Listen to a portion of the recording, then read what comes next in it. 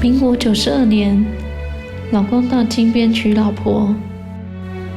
透过亲戚的介绍，我们只认识1个礼拜就举办婚礼。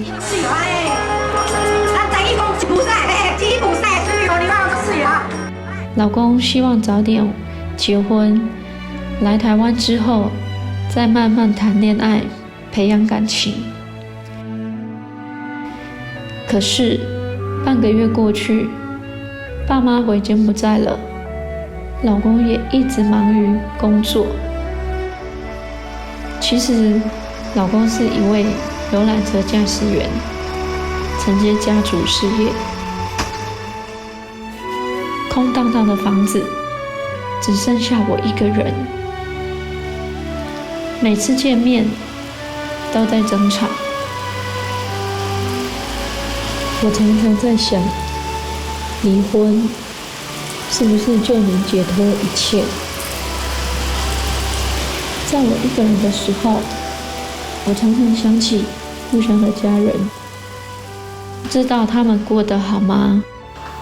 爸爸说，我遇到困难的时候都可以回去，但我想再为自己努力一次。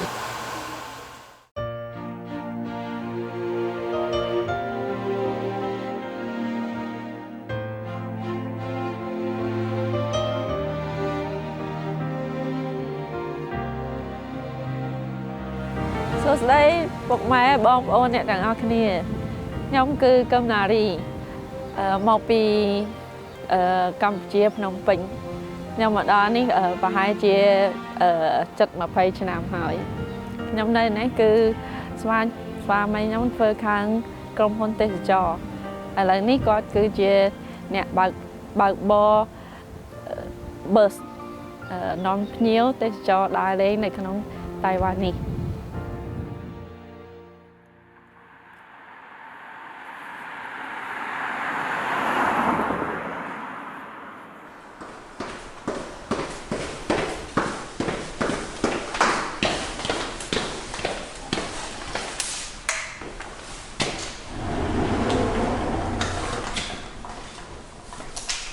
今天要去哪里？今天去北港进香。怎么那么早？早先前作业啊，客人也是6点多，还好吧？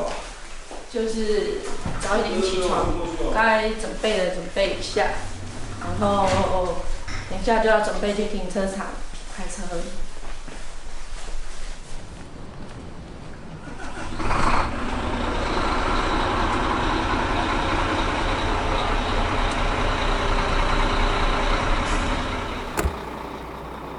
老爸，你泡茶了吗？还没。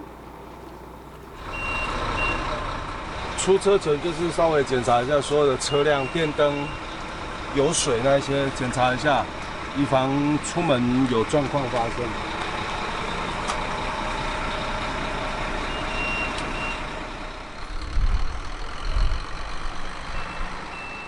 然后今天是1年1度的北港进香活动。新年过后，里办公处啊，或是很多的庙宇，就会办理这种的类似像进香的活动。好，那我们今天就来去北港啊，去大甲啊，还有去竹山的土地公祈福，保佑大家都平安。有排位置。姐姐来，什么名字？我先点名。可以。一开始我们去柬埔寨是本来有一个里长在柬埔寨那边有开间医院，本来要介绍里面的会计给我们认识，不是去看我老婆的，可能中介知道我们要去，然后就一次就来3个，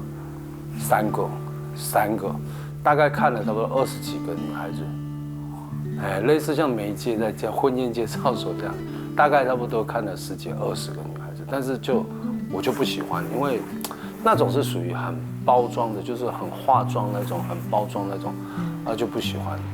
看到第2天、第3天的时候，我就跟我爸妈讲说，我不想娶了。对，他走这边，他跑到2车去。太高了。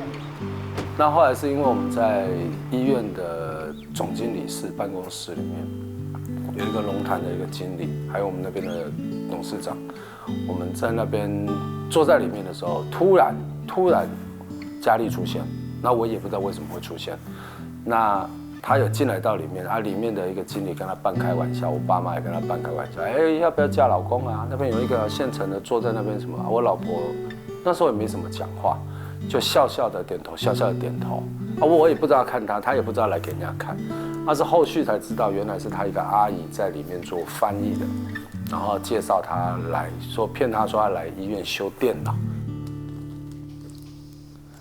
其实把我骗来，其实是因为我也是比较天真又傻瓜的小孩啊，所以也是半被骗啊。为什么这么说呢？因为我是一个喜欢浪漫的一个人。那我曾经跟志刚讲过说，就是我希望过来这边的生活是属于有一点这个过程中要过得浪漫一点。但是发现来到台湾之后，志刚他永远就是在忙他的工作，而且我不理解他的工作，我真的完全不知道他的工作，因为我并不清楚说原来他们所谓的开旅行社还有就是自己在开驾驶的这个部分，就是说我比较不能谅解啦，因为每一天都把我丢在家里啊，那他在外面的情况我完全不懂，其实我都不知道他到底在干嘛。公司没有另外再请人，因为我们是属于家族企业的，所以我们都是自己人、自己家人在做。你好，婆婆，婆婆你好。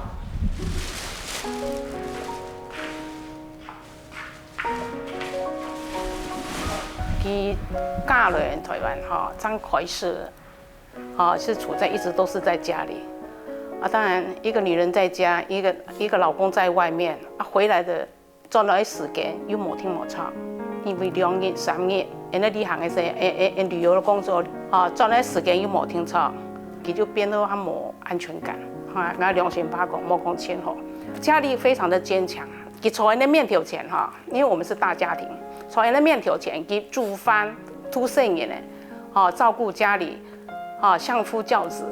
他是做的真的是非常好，可是私底下爱弟弟讲常常暗自落泪，爱弟那是后来我才知道的非常坚强一个姐妹。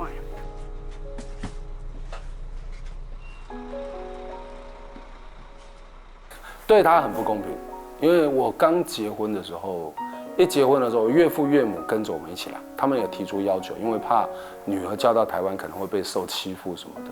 所以那时候是连同我岳父岳母跟我老婆一起来台湾，那老婆就是会在这边继续住，那岳父岳母来这边大概1个月，陪着他过来，会担心。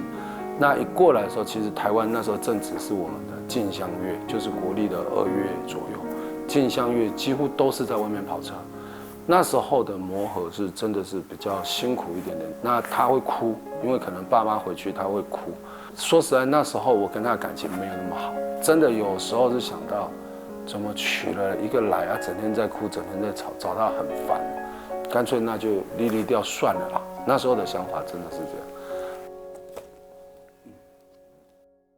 长辈也是一直在讲，我公公婆婆啦，我自己的爸爸妈妈，他们也一直在鼓励说，其实因为这个工作本来就是需要帮忙，就是夫唱妇随这样子，要不然其实他一个人是非常辛苦的。后来我才慢慢就去接触这个工作，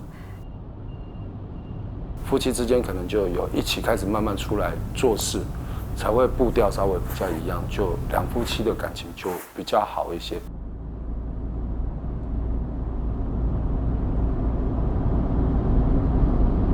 哎呦，大家早安！大家按坐。还好有人回答。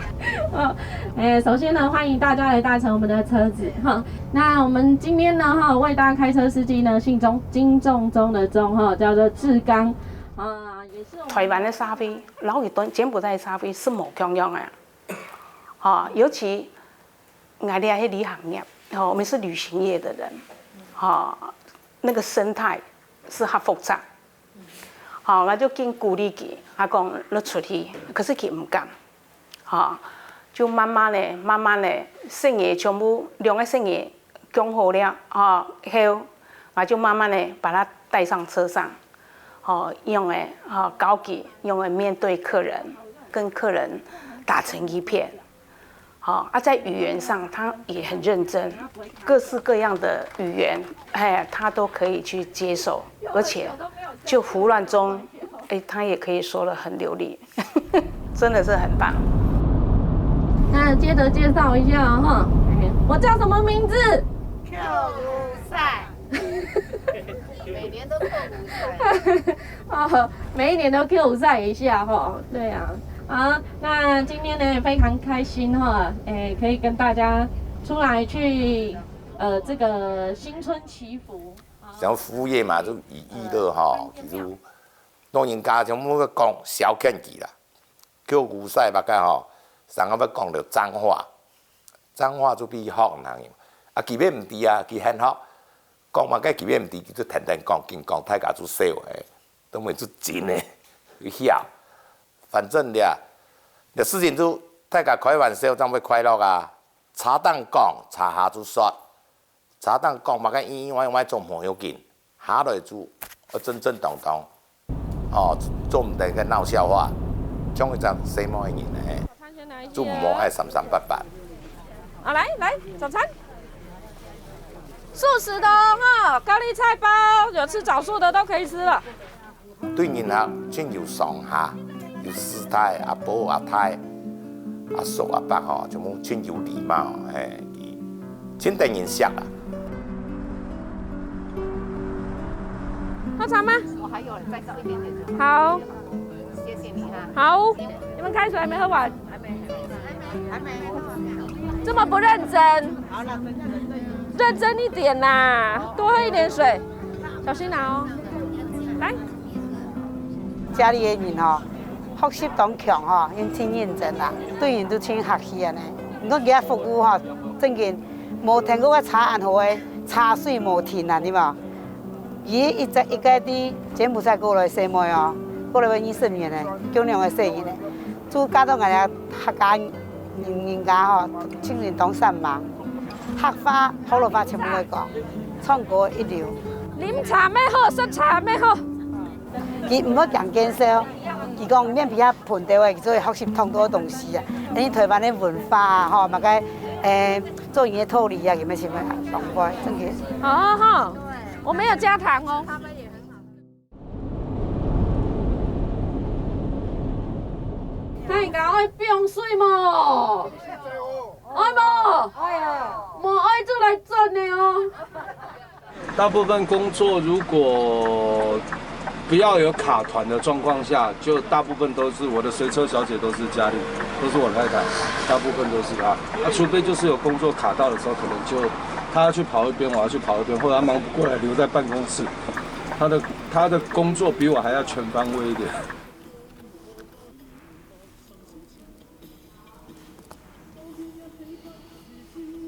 基本上我对台湾是比较不熟悉的，有哪一些景点可以走，哪一些景点是适合的。那当然这一些东西我是不会的。我老公他会先把路线先写下来，他想要安排哪一些景点给我们这一组的客人。那写下来之后，我就自己慢慢在那边打文字进去。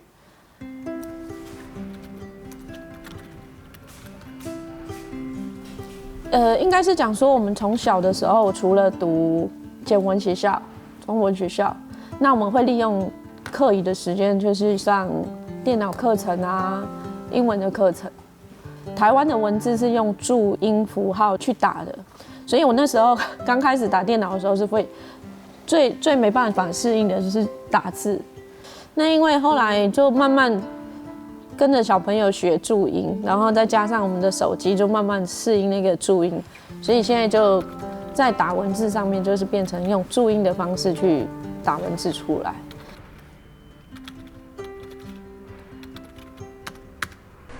然后最近花莲有什么新景点？花莲有什么新景点？花莲没什么新景点，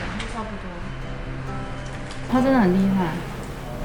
从他一开始来这边什么都不懂，然后到可以讲客家话，可以讲闽南语、国语讲得很顺。最厉害就是文书做得很好，比我还厉害。我不会讲客家话，他会讲，因为他大部分都在外面嘛，所以他有去过很多地方，他大概知道说那些可能适合什么样岁数的人去走那个行程，所以大部分都是我请教他，不是他请教我。我觉得他蛮厉害的时候，他蛮能融入我们台湾的。你跟他讲什么，他其实很快都能理解到，所以我觉得我们两个沟通上没有什么特别不好的。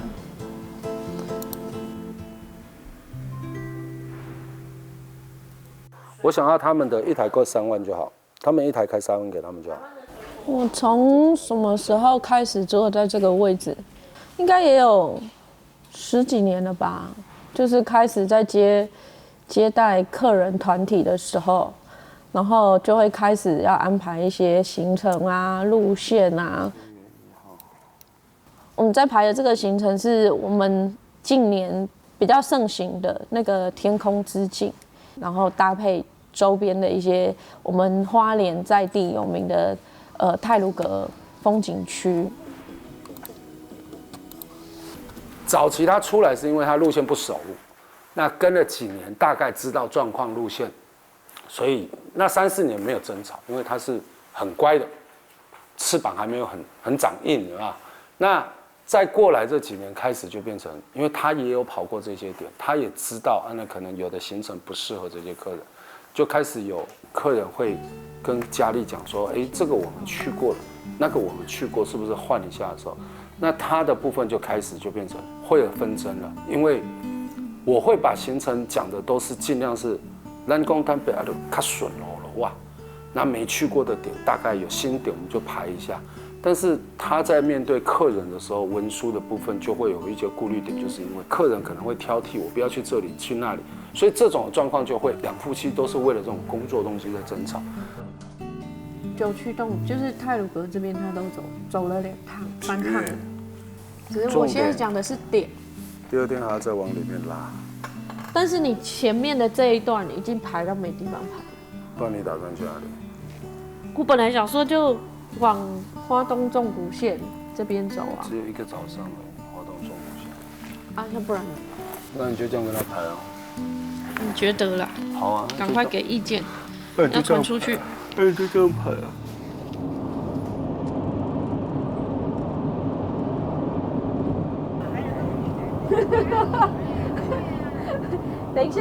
等一下要来收一下个人演唱会的门票。这么想听我唱啊？我已经很久没唱歌哎。那等一下呢，假如各位有兴趣想要一起来高歌一曲的话，也欢迎哦哈。没有，先来点掌声，虽然没有唱得很好。我都会跟他讲，其实我们把客人当作是像大家都是朋友，认识的朋友，因为毕竟叫我们的车子的这些里长都看着我两夫妻很多年了，我们不要把它当作是一种客人的心态，我们就是应对。那其实客人也很好，好，比如说年纪大的阿公阿嬷、阿姨叔叔一样，在车上的对话，我都会鼓励他。客家话可能很不好讲，但是多少去讲，因为你讲的不好是一个效果。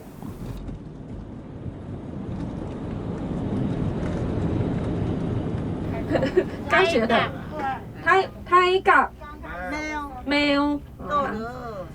来，你以前啊，你家嫁给客家人，这刚客家人呢？真的啊？对呀。那你不会讲客家话呢？荷兰水什么啦？要准吗？这个要怪志刚，没有好好补充我。来，各位哈，那我们的第一站哈，大甲的镇澜宫，哈，我们的妈祖哈，马上就到了哈。等一下呢，哈，跟大家约一下我们上车时间。这边呢，我们停留到9点10分，9点10分。那我们等一下在哪里下车？一样回到这边来上车哈。上下车的地点是同一个地方哈。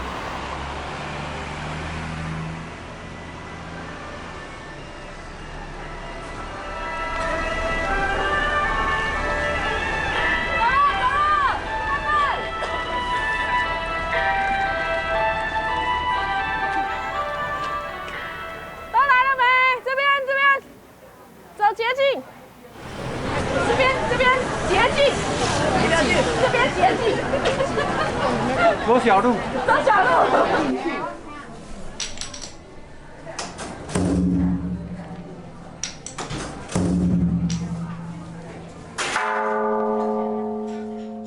至于进香的部分，有分很多种类啦。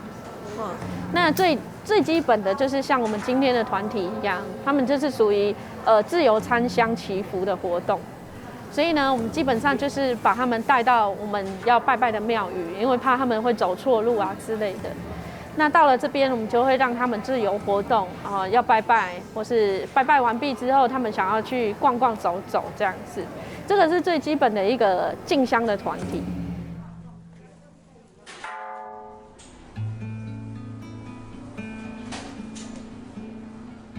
一般我们来进香团的话，我们也会拜啊。来到了这边，我们就是依照这边的习俗，对，因为其实，在柬埔寨我们的宗教并没有分别说你要拜什么，不能拜什么，所以基本上对我们来讲，神明就是也是心里的安慰，而且对我们来讲是保佑大家嘛，所以我们是没有拘束于要拜什么。妈祖庙的话，目前柬埔寨是没有的。对，我们主要拜的是释迦牟尼佛跟和尚。对，这个是柬埔寨的习俗啦。那当然来到了台湾，我们也是希望台湾的神明保佑嘛。所以呢，来到了这边，我们就会入境随俗。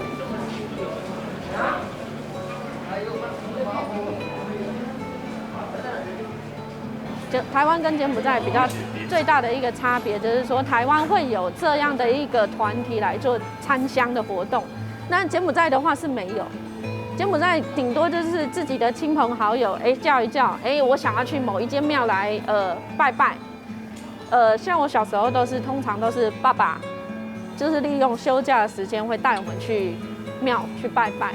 那我们拜拜的习惯跟台湾不太一样。拜拜的时候，我们不会这样是站着的。柬埔寨的拜拜方式是我们是跪着拜拜。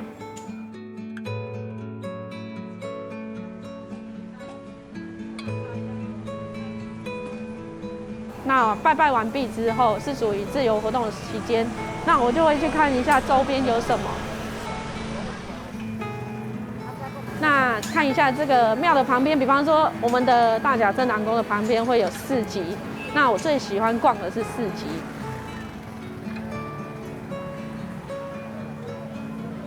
其实台湾的传统市场，就是我们讲的早市，跟我们家旁边的这个早市，其实对我来说，它非常非常的相似，所以导致于我来到台湾之后，我非常喜欢而且习惯去逛台湾的这个传统早市这样子。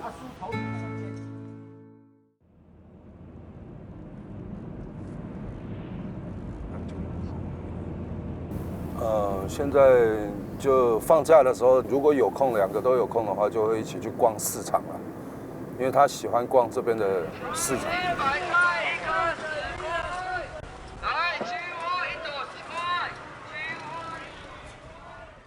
因为他很喜欢对吃的东西，他很有研究，煮给我们吃的东西，他很有研究，所以我们会去逛，然后他买，我拿菜这样。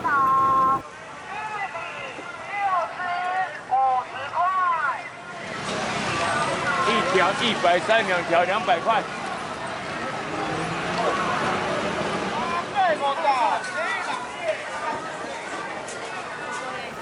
志刚喜欢吃有骨头的东西，排骨类，所以我们通常来菜市场的话，主要是买那种尾胆骨之类的骨头，因为他喜欢吃。会去学一些他喜欢吃的东西，或是自己喜欢吃的东西，或是小朋友喜欢吃的东西，会去学习一些配料这样子。来的50块。那我们生活上柬埔寨其实是以肉为主食，对，那台湾的一些大超市可能没有我想要的部位。老板，我要猪尾巴。但是我可以只要这，你不吃猪尾巴对不对？你要整块还是猪尾巴啦？我不要猪尾巴，我只要骨头，可以吗？可以啊。好，不要。这个才贵啊。该痛屁啦！唔会，你啊真够好食啦，点都讲嘅。好啊，无落切切啦嘛。该挑整个热乎干毛啦。对，现在柬埔寨的猪肉也是这样卖的。230、280，啊500。对啊，来前啲了哈。哦，什么哈？谢谢啊。好，谢谢你啊。好，谢谢。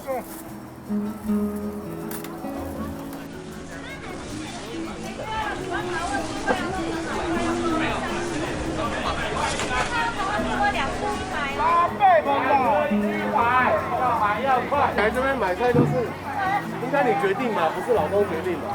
对，我决定的。今天来煮海瓜子好了。老板，海瓜子怎么卖？很久没有做。要多少？买整斤，买1斤半算300，可以试吃。逛到那个环境，我看到那个环境就很像，好像我又好像回到柬埔寨的感觉，只是应该有一点差异的地方是说，我们台湾物品不会放在地上，不会放在地上贩售。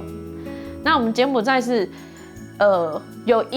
有部分的东西会放在地上，可能铺个东西，然后我们就摆在地上那边去贩售。我觉得比较有差异一点的是在这里，但是呢，我们柬埔寨呢，也有我最喜欢柬埔寨的甜点。柬埔寨在那个市场里面就会贩售一些甜点，像比方说我们可能喜欢吃一点芋头糯米饭啊、金瓜蛋啊之类的，但是在台湾的甜点是属于变成是饮料店，可能贩售的方式有一点不太一样的地方，我觉得是在这里。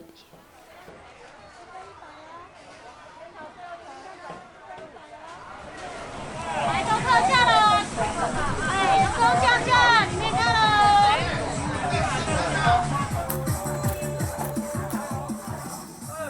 他想要去逛市场，不像台湾有的都在逛百货公司这种，他又不喜欢逛百货公司。就算他会去逛百货公司，也是不舍得再花那些钱。那他逛这些市场，我觉得好。他可能他从小那边就已经习惯，买很多东西都会去挑比较便宜。对我来讲，很省啊，真的是很省，很顾家。钱给他自己周边在用，其实他用得很省，不敢乱花。反倒他蛮省的，让我觉得很好。他在家里，我昨天晚上看了一堆啊，我怕买了等一下要吃不完。对啊，你女儿不吃。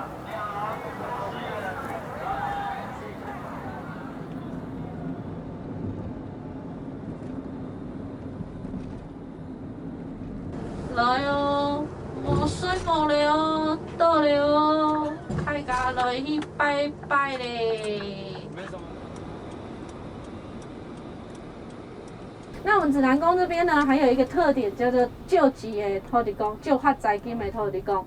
好，那假如呢，各位今天有想要跟我们土地公借钱的话，记得准备一下身份证，然后到我们的土地公面前拜拜一下，然后先跋杯，要记得不要错过了。好，先跋杯一下。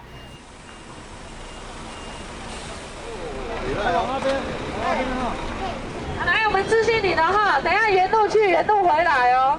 11点10分回来这边停车场上车哦，不要走错。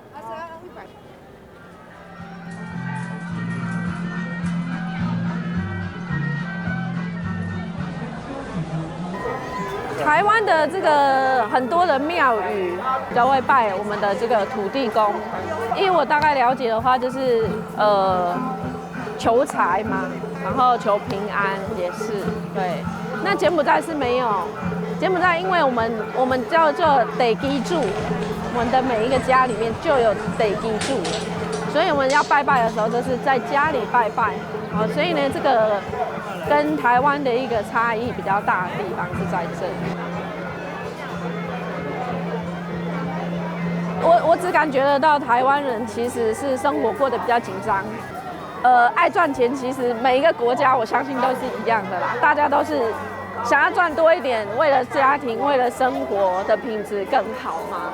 所以像每一次，像我刚嫁过来台湾的时候，其实也是很多公公婆婆他们也就会讲啊，你到那个竹山到哪里的时候要去拜拜一下啊，除了求平安以外，就是赚大钱嘛。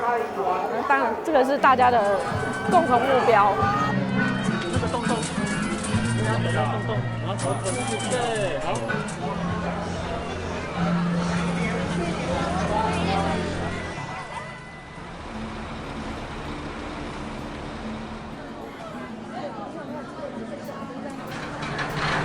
修这样刚才啊，修哦。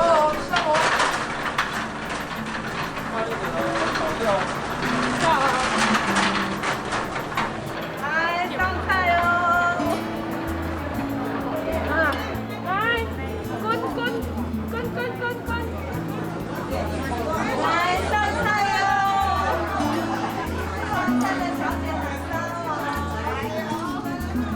经过在台湾住了差不多，其实应该是讲说20年的一个时间，我其实越来越爱上台湾这个地方，因为其实台湾给我们的感觉，其实最让我觉得佩服的地方是服务这个东西，台湾是真的是做到真的尽善尽美。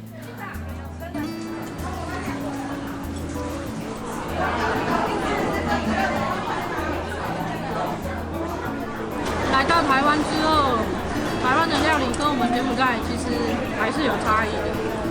台湾这样的料理是比较咸一点点，对我来讲，我有发现台湾人很喜欢用蒸，像这种的鱼我们就不会吃了，我们一定会有料理过，拿来炸了之后加什么香料啊什么之类的，我们不会这样拿来蒸，或是。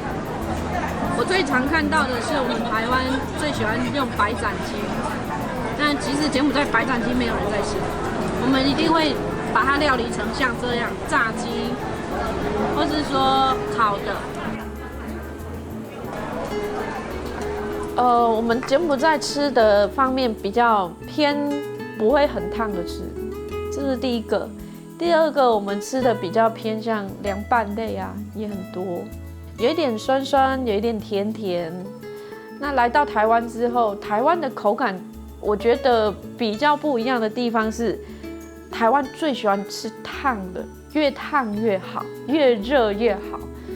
甚至有的东西冷冷就会吃不下那种感觉，可能是因为需要比较香，所以呢放的油可能比较多一点的油腻感，比较重咸一点。我来到台湾之后，一直都没有办法适应，一直到出门工作之后，我还是没有完全去适应下来。大概也差不多9年、10年的时间，才完全的可以接受这样的一个口感。那因为特别是在我们出去上班嘛，那出去上班你就是外食。那你不可能是你想吃什么就有什么，那就是只能说慢慢去适应它，爱上它。我的，是你的，啊对，好，青菜，好，是你的，谢谢，客气。冬粉鸭肉，鸭肉，应该这个脱了较小，有小童啊，他就可能就比较配合我啦，因为他要吃的话，偶尔会跟他一起去吃那种什么越南小吃那种比较那种的口味，他知道我对那种口味比较不适合。偶尔他也会配合我啦。那我通常就是一个人的时候，我也会去找我自己想吃的东西。对。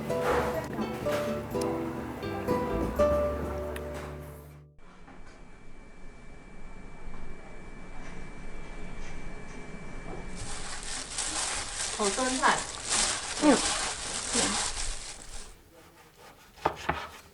这个是女儿喜欢吃的。我跟我哥小时候的确很少见到我爸妈。我跟我哥小时候的一些功课方面的教育，是我伯母跟伯父带我们。然后那时候就觉得啊，他们怎么这么忙，都没有空去陪我。可能他们有跑车回来的时候，就会去房间看我们2个，然后可能就10分钟、20分钟，然后就回来公司这边。可能长大之后，你就会想通，毕竟他们出去赚钱、去努力，也是为了我们的一些生活啊，所以会学着去理解他们，就是没有办法在家就是陪伴我们。遗憾肯定是有，但是更多的是希望他们可以去做自己想做的事情，然后我们也都可以自己独立的在家里，然后做好自己该做的本分。盖起来呀，或者盖起来，把那个水把它放在那里。来到这边也不能总是老人家帮你煮好嘛，那我们就会去向他学习。我记得没有错的话，应该是在小朋友出生会吃饭的时候，所以自己就想要去学一些东西，可以给小朋友吃饱喝足。再加上因为志刚本身比较喜欢吃家常菜，所以我就想说，那多学一点，抓住男人的胃。志刚喜欢吃的是汤，他只要有汤都可以驾驭。妈，你这个鱼是要煎还是煎？煎啊。用煎的是吗？油滚呢，等佢热，烧咗就不用容易。公公，我是自己先去请教他，大部分都是先去请教他说，那把你这个大概怎么煮比较好吃哦？伊八戒都当很好，來我在煮食，就是為看順條看哦，又唔敢講我煮。今兩家親吼，煮很見來八戒就學佢清怪就做啦。啊煮着，我就講家裡來冇得幫你哦，養就養，我不用八戒就搞佢做誒。當然真學啦，八戒就平樣當天才，真得人識啊。仲本人去煮啦哈，給本人表現。好。阿爸來看電視啊。哦。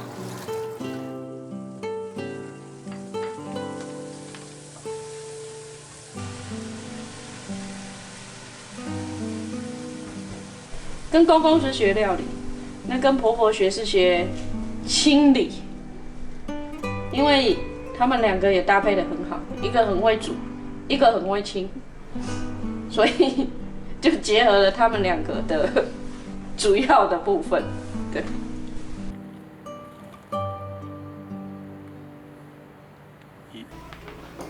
来喽，吃饭。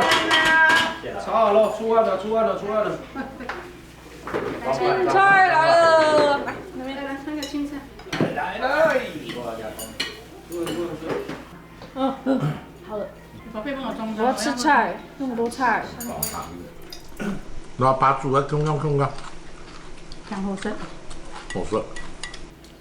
在台湾这边的生活，其实基本上爸爸妈妈都是希望，就是我们除了在外面上班以外，就是晚上就会一起用餐这样。我真講到團結啦，他講人的本色。啲細佬差唔多都係，每次都係咩群伙啊，團結啊，感覺家人比較團結和氣啊。走不開時間啦，走不開，冇做事走不開時間就太趕快吃飯。阿家公就會煮菜。很少人像我们一样是3代同堂一起吃饭，大部分都是爸妈比较忙，我们家是因为刚好有那个阿公阿嬷照顾，所以小孩子吃得很好。因拢要是做阿弟吼，叫，佢要做嚟講，阿公說咧，煮阿說阿公說咧。你阿媽講啊？阿媽說，孫子都想吃阿公煮的飯。好吃。那你们去柬埔寨的时候有没有吃过嘉丽妈妈煮的饭？有啊。媽媽也很會煮，就煮安太雜嘅，那煮安太雜，雞咪重要，雞安太雜嘅，那雞安太雜。很多人就会穿个黑丝。伊就做嘢一煮雞酒，食咩？嘅雞十幾鋪，哎呦，唔敢吃，唔敢當。台灣人太重太雜，台灣啲雞人太雜。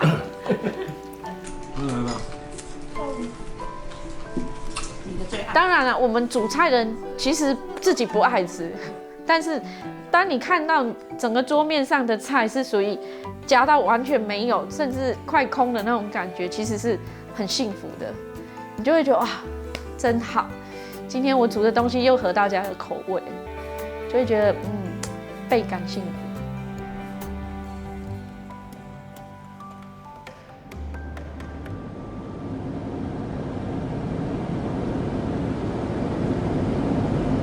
哎，董主有吃饱吗？有。吃饱还做马盖？水母。这个是传统文化哈，吃饱就爱水母了哈。那等一下呢，要到北港之前啊，大家如果有需要这个一起团购麻油的朋友，等一下呢，佳丽会走一趟，大家有需要的人好再做登记啊。不是2斤吗？对不对？那塑胶瓶啊。对对对对，自己算数最烂的。800不是1600。没看，我看着他看很久。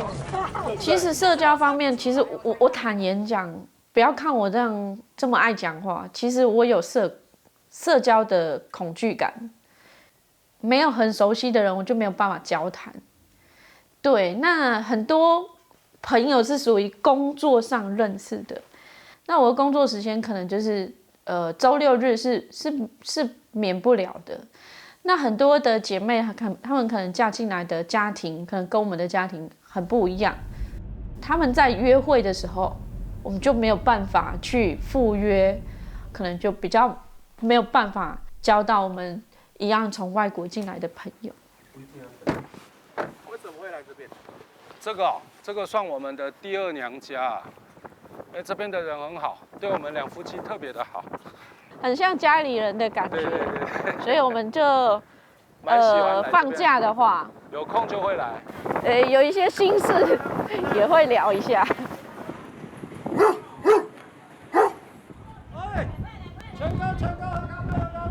来，啉咖啡，进来，你来，进。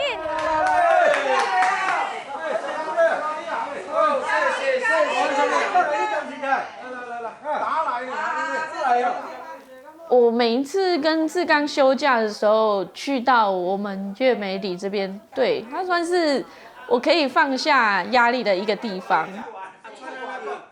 刚开始的时候，我们也是在这个旅行的过程中帮他们服务过，然后就慢慢的，渐渐我们就建立了很深的友谊啦。这2顺年，也无乜解好，仲去了啦。是东西啦，了啦，所以咱才啦，外用，这冇乜解。当好些么诶，当难得啦。你看啊吼，也唔好计较吼，要说他家哪会说，要了他家了，唔好很吝啬都对的啦。做家有咱才失败以上，1年啦，一定有失败以上啦。喊冇做嘛解啊！冇做嘛解就出了。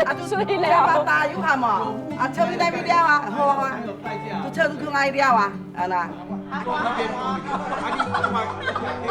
像以前我刚开始跟他们在一起的时候，就是在服务的过程中，我们是属于非常小心翼翼的，就是非常客气，感觉好像有一点的距离。那慢慢的，我也跟他们在一起，就变得非常的自然，就很像自己的家人，甚至自己的妈妈，或是甚至是自己的姐姐哥哥这样子。有好吃的，有好玩的，我们大家就是一起分享，就像一家人的那种关系。那久而久之，他们也让我有那种安全感。空番薯，马上有空番薯。等下，快番薯啦！哦，快番薯，你敢那换？听你讲。咱来夹一个10号好无？无脆啊，卡无够，到卡一卡。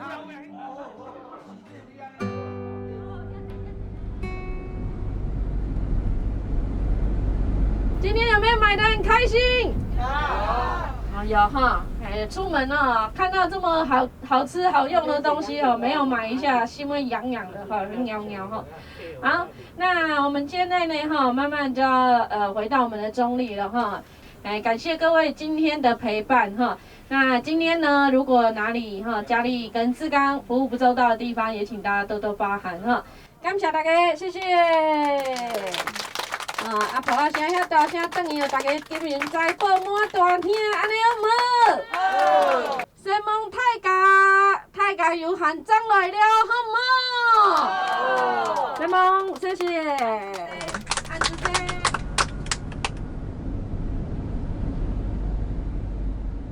因为她从那边嫁过来到现在，就说讲20年，几乎都是在奉献在工作上面。我说我们再拼个几年，再辛苦个几年。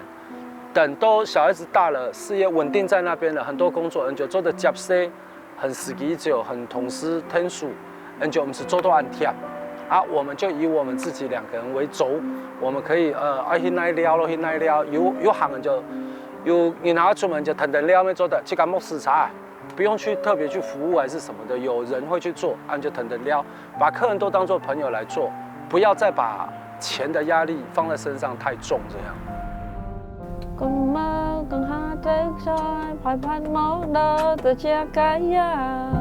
20年的一个时间，我其实越来越爱上台湾这个地方。台湾真的是很美，所谓的美就是说你可以到台湾很多的地方，很多的景点都非常棒的，不管是在陆地上的玩的方式，或是说你在往高山上的一些地方，茶园之类的、云海之类的、日出之类的，这个我都觉得台湾的风景是真的是，可以说是迷倒我啦，对，可以说是迷倒我啦。那我最要感谢的就是我们家老公啊，我们的志刚啊，一直都特别疼爱，然后也特别的包容我。感谢你哦，我的老公。所